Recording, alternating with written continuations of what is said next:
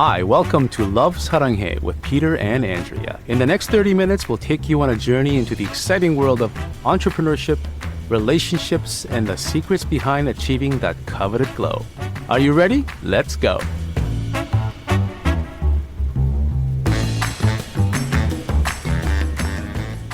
Welcome back to another episode of Love Saranghae with us, Peter and Andrea. Today, we're getting honest about something we've seen trending all over the place. It's called the Proliferation of Wellness. Have you heard of it? You know, the vibe, 5 a.m., cold plunges, 12-step biohacks, hustle hard mornings. It's everywhere. And while discipline and structure can be powerful and important, this one-size-fits-all, hyper-optimized approach can leave a lot of us, especially women, I should say a lot of women, perhaps, feeling like we're falling short, not to mention exhausted. So today we're breaking it down, what's working, what's not, and how women especially can reclaim wellness as a personal, compassionate practice instead of a performance hustle. That is, of course, if you want to. So why don't we start with the definition of BRO-ization, if you haven't heard of it before, and you're just curious, what is the BRO-ization of wellness and how does it start? So I guess I'll define it, and then Peter, you can talk more about it, because this is your world. When I think of BRO-ization, I think of Peter. Well, I mean, look at the word itself, bro, right?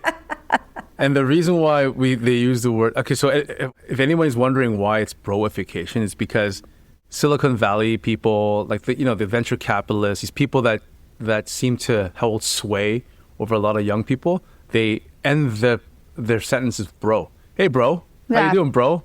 What's going on, bro? Everything's a bro, right? So everyone is a bro. And so that kind of term has become a BRO-ization. It's kind of like a meme on, the word meme comes from this as well. This whole thing is just making fun of the entire culture of hustle, money, I'm better than you, I can do this better than you, all this stuff. That's why it's called BRO-ization. I think in wellness, the BRO-ization of wellness refers to the cultural shift on which wellness, self-care, and holistic health, once dominated by more feminine or traditionally quote-unquote gentle branding, being rebranded and repackaged for a more male, often hyper-masculine audience. That's so true. Think, protein powders marketed like pre-workout, cold plunges promoted by biohacking influencers, or like mindfulness apps repackaged as mental toughness training. Focus is typically on performance over self-compassion. Emphasis is on discipline, optimization, biohacking, and grit. Well, I mean, the interesting about all of this, the language is around like conquering, winning, leveling up. And you've seen this like with, and they've taken things that in moderation may be good, like cold plunges, exercise, things, Navy SEAL workouts.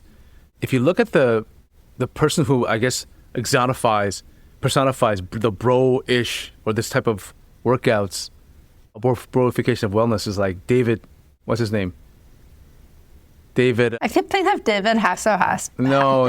But I know that's not who you think. David Goggins, right? David Goggins. Oh, yes. Yeah. The guy who basically ran a 120-mile ultra marathon without training, right? That guy is a tank. The guy who peed blood and said, I want to enjoy this, right? And he doesn't profess to be anyone to anybody else, just that he wanted to conquer his own mind. But that mentality has sort of permeated over the entire cultural norm that is today, or Instagram, I guess, and has become, he might be, in another time, he might have been looked upon as extreme, but he is now becoming the thing that people, young men anyway, want to become more like. They aspire to be more like and if you can't do that, you're a wimp.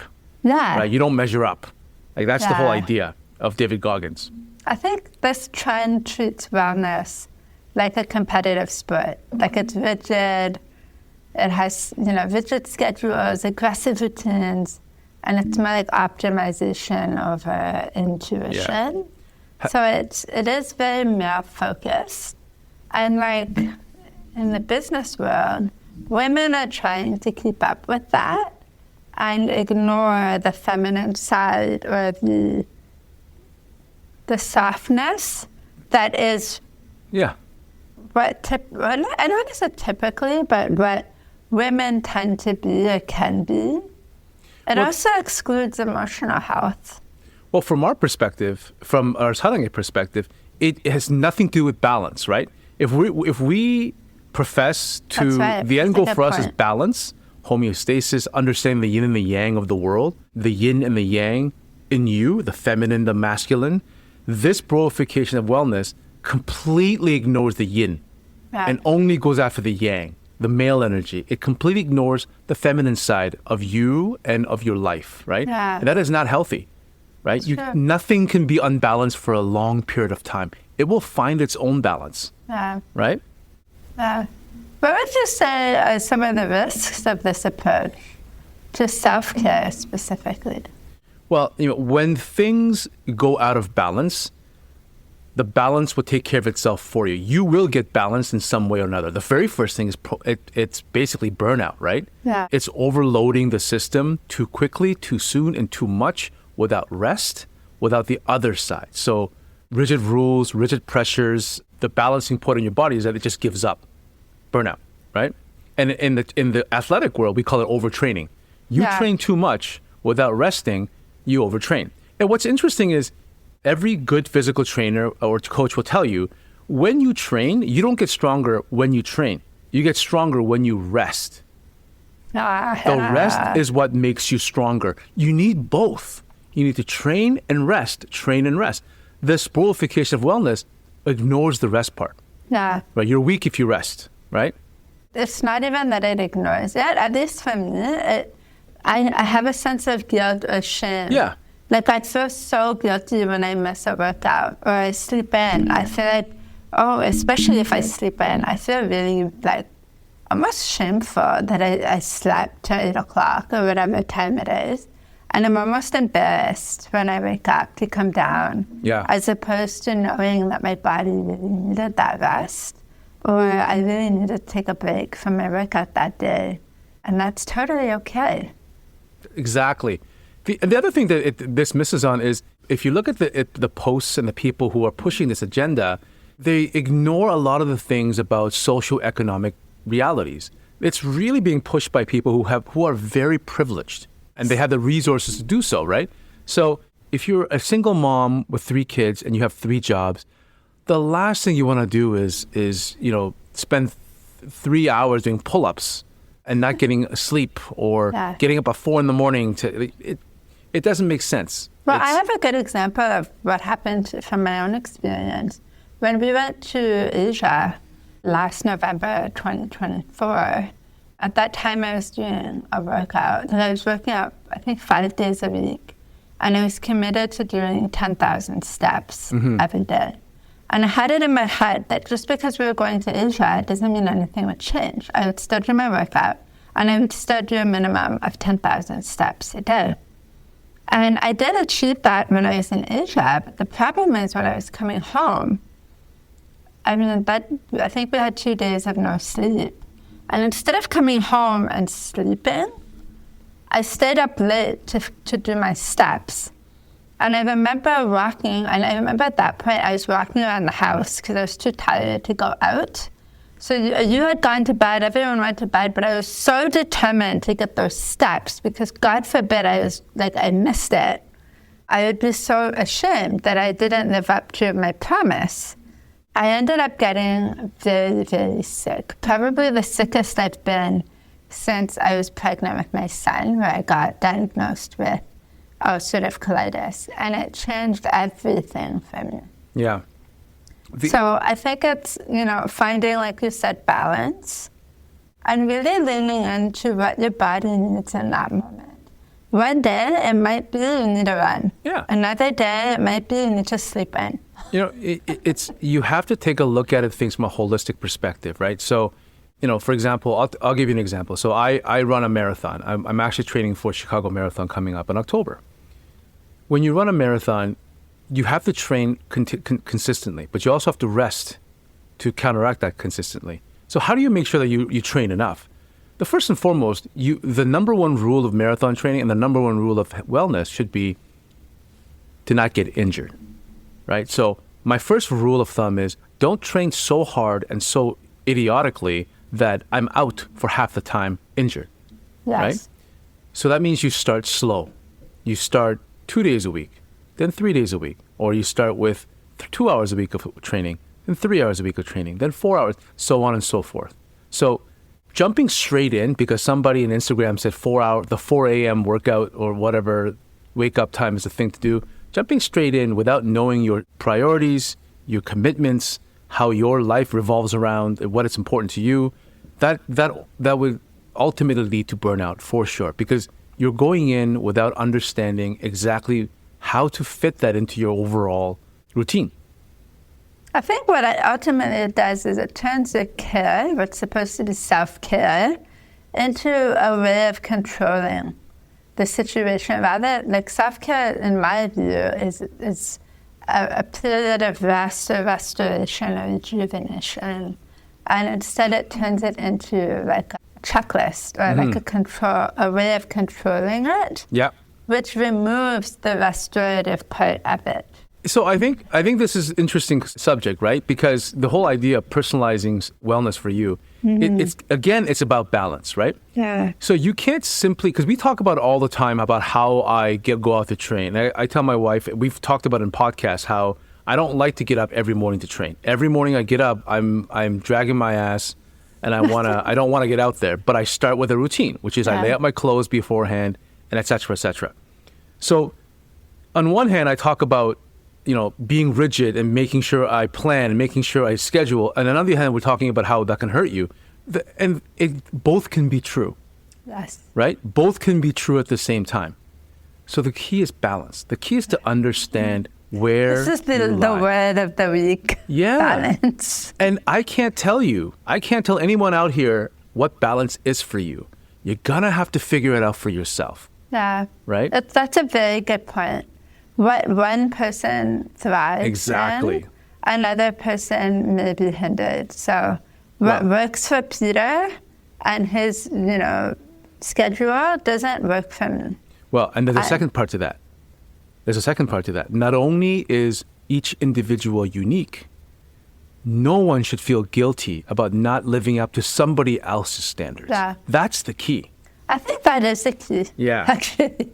It's very hard, though. I definitely struggle with that. In our own world, I often feel guilty about rest.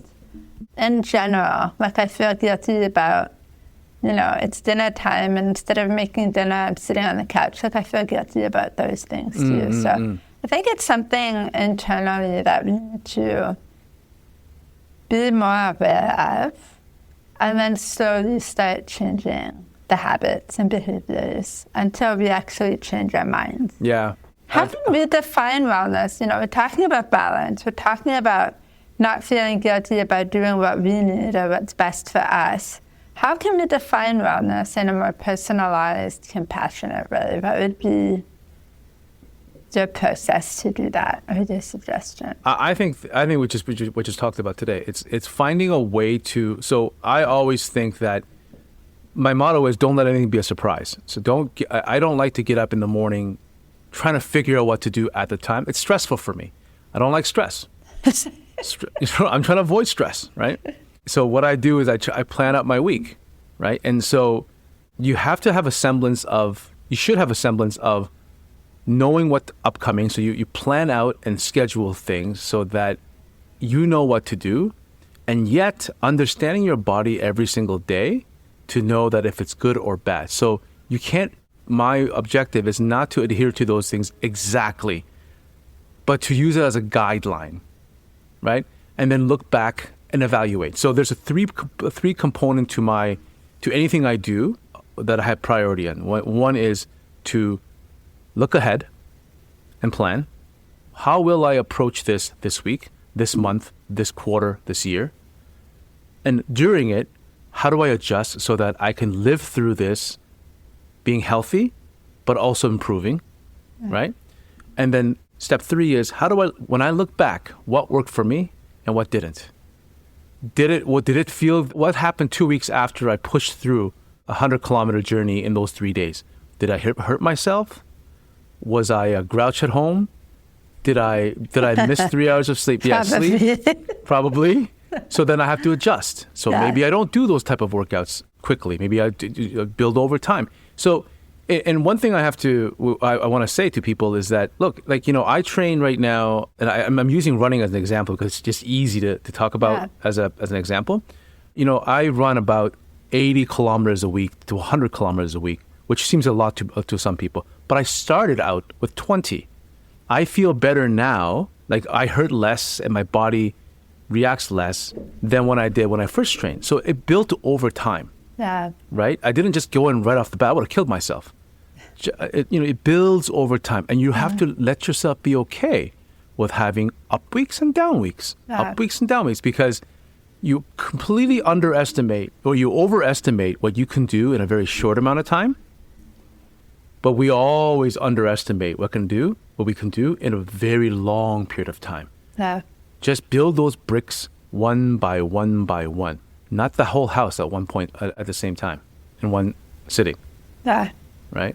I think also something very simple that you can do every day is simply do like a check-in with yourself. Like, what does my body and mind need today? Mm-hmm. Because, maybe you had a full schedule planned and you wake up really rough. Like some nights, my daughter gets up in the middle of the night and my husband's up, but I didn't sleep well. And I wake up and I have this whole plan and I really don't want to go through that process.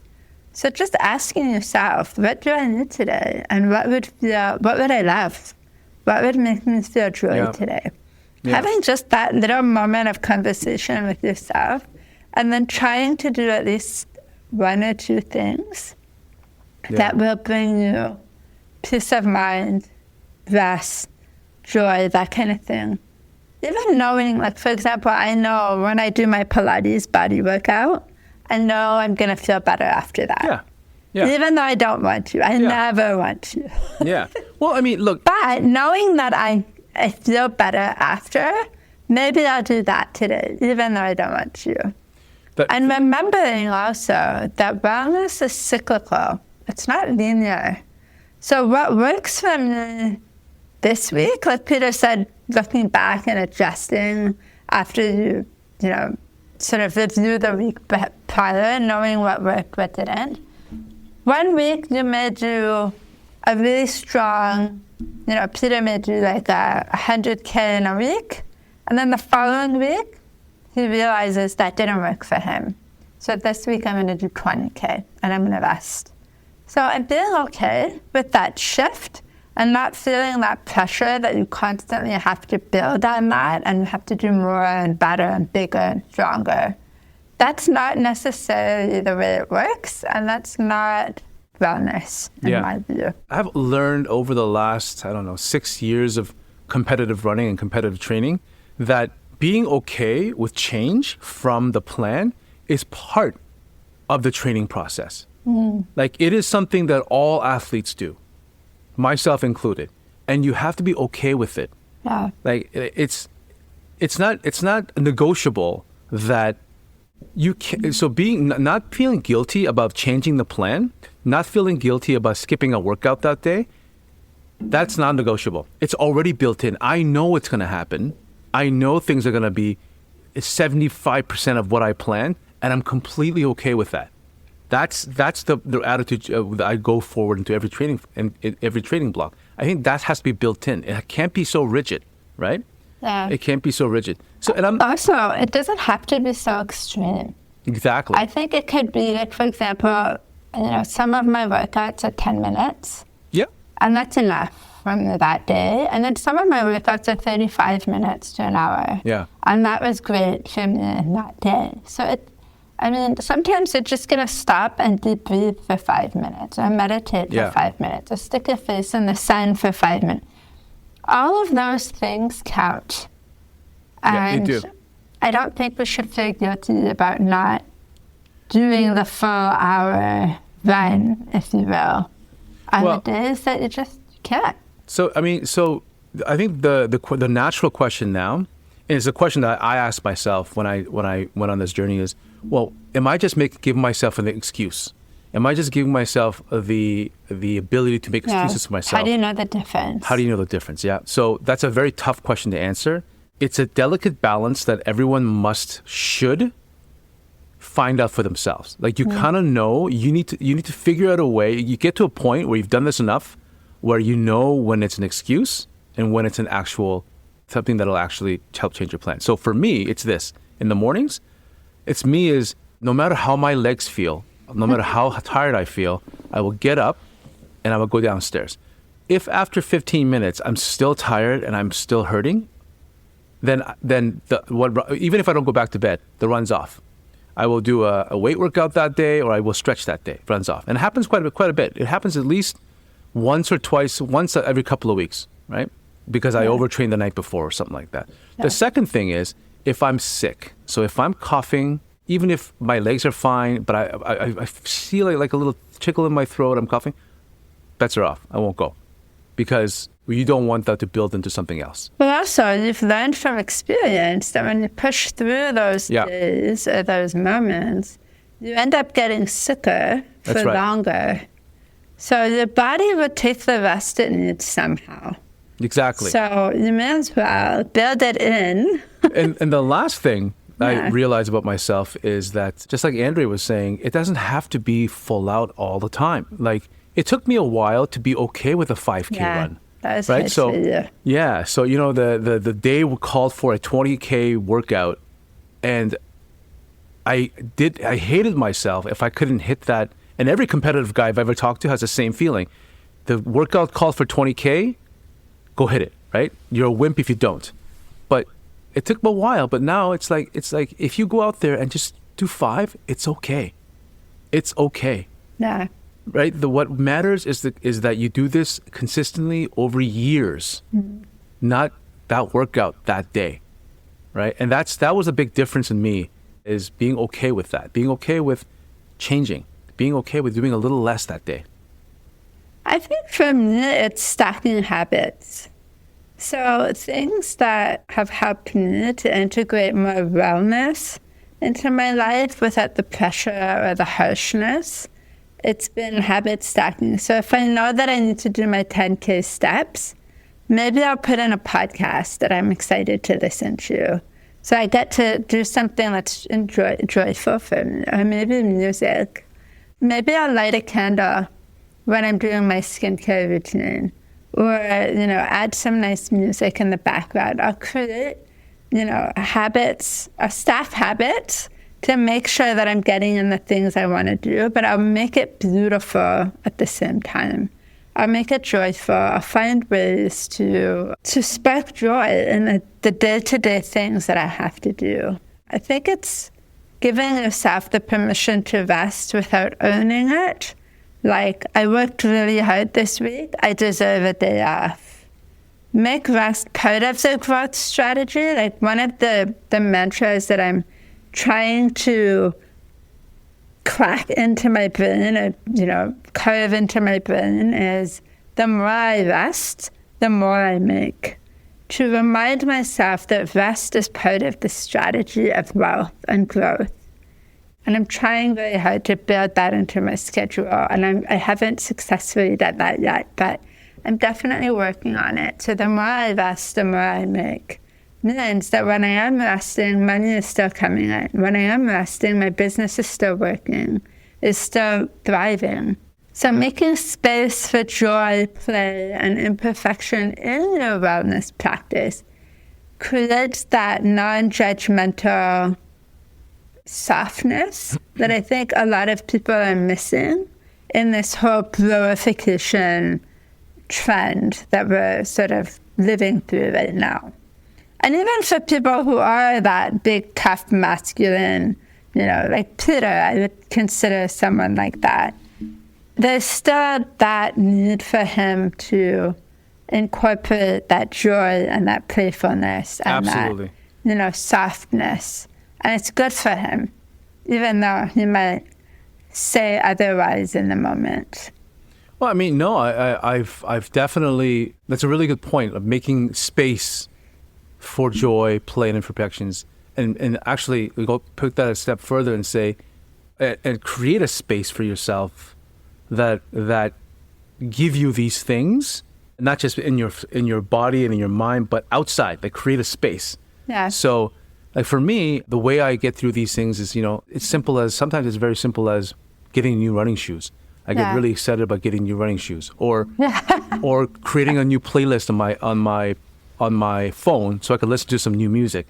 Yeah. That's number 2. Instead of doing that hard 15K threshold workout on the road, I'll go to a trail. I'll slow things down, and I'll just enjoy nature. Yeah. Right? The other day, I took my son out for a run, and I wish I could do that a little bit more often. And the weather's getting nicer, I can. But then it provided me a space where I don't have to worry about paces or running hard or whatever. I just ran with my son. We walked, we ran, we walked, we talked, right? So that was something a little different. But that's what I mean is providing a situation where you can change, adapt, do things that'll make you a little more excited than the norm. I think that's the point, is finding more joy. I think that's it. Building in joy and playfulness into the wellness goals that you have for yourself. Yeah, I think. So how can you make that more joyful? How can you make that more playful? I think if you have to summarize our entire podcast in one sentence, it's wellness isn't about meeting specific goals. Just do something that you really enjoy and do it consistently and often. I don't know though. I think there is some place for the goals though. Like when I see you, for example, when you book a run, like a marathon, or you book a climbing trip, that really motivates you to start training. Yeah, that's an event. Yeah. Yeah. So I think there's a place for it, but I think it's how rigidly we hold ourselves to those things. And what stories are we telling ourselves around those things when we fall short, or when we can't live up to the exact list of things that we said we would do? Well, what's really interesting is, I want to share this before we kind of sign off here, is that even our goals that I set, the events, are not sacred. And I've learned that to be healthy for me. And so I have canceled events. So I signed up for an ultra race a couple of years back. I have canceled events because I knew I was sick the week before. The old me would have tried it regardless, because that was my goal. What I realized about myself is that I truly enjoy the process of running, training. It's a process of wellness, the actual journey of wellness. And the events and goal is just icing on the top. It's just my way to set gates and rewards for myself as I go throughout the journey. Something a little different. But in reality, what I truly enjoy is the time that I have to myself every single day, going out there and enjoying nature, enjoying physical activity. And as time goes on, it becomes less rigid and more flexible. Yeah. That's what I'm finding. I think the important thing here too is to ask yourself, am I doing this for love or for control? What would I love, and do more of that. Do more of what lights you up. What would you love? And what is whatever activity you're engaging in, ask yourself, why am I doing this? And then if the honest answer resonates with you, then continue. And if it doesn't, then maybe rethink that activity. Because remember, self-care isn't about being better. It's about feeling better. So you want to do more of the things that help you to have more energy, to feel happier, more relaxed, not more stressed out. Because we all know nobody needs that in this type of world that we're living in right now. So think of wellness as a way of being in a relationship with yourself. It's not a finish line. I think with that, we should wrap it up. All right. So if you've ever felt overwhelmed by wellness culture, or like you're doing it wrong, this is your reminder you're not broken and you don't need to be fixed. You deserve rituals that serve you, not systems that stress you out. Whether it's 10 minutes of stillness or a full night's sleep, let that be enough. Let it be sacred. If you loved this episode, share it with your friends who need to hear it. That wellness doesn't have to be loud to be powerful. Thank you for being here, and we'll see you again soon. Bye. Thanks for listening to Live Saranghae with us, Peter and Andrea. If you've enjoyed this episode, leave us a review. Your ratings and reviews help more people like you find our show. Don't forget to subscribe so you never miss an episode, and share this podcast with someone you think would love it. Until next time, love yourself, love one another, and love the world.